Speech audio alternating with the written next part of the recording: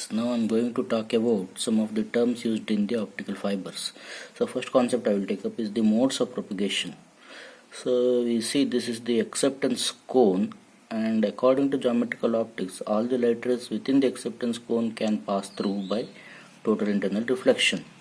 But the wave optics tells that even within this acceptance cone there are only certain directions along which light rays can pass through, and those paths or directions are called as the modes of propagation.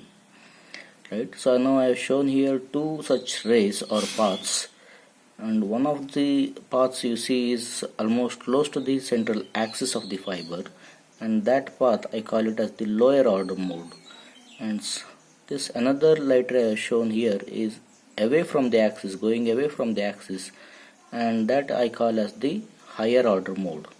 Now from this diagram itself it's very clear that the higher order modes have to travel greater distance to come out of the optical fiber, whereas the lower order mode travels a lesser distance.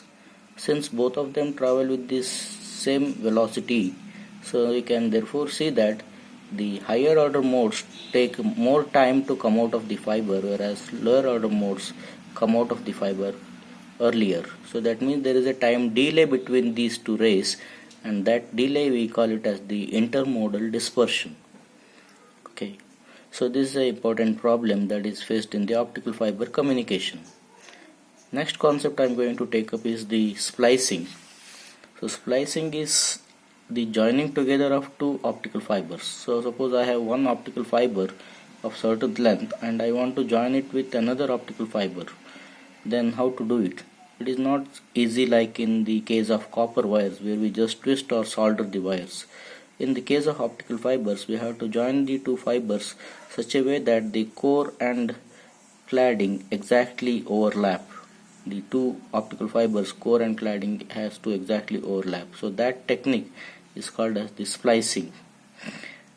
Another concept I am going to take up is what is called the refractive index profile. So this is a graphical representation of how the refractive index of the core and cladding is.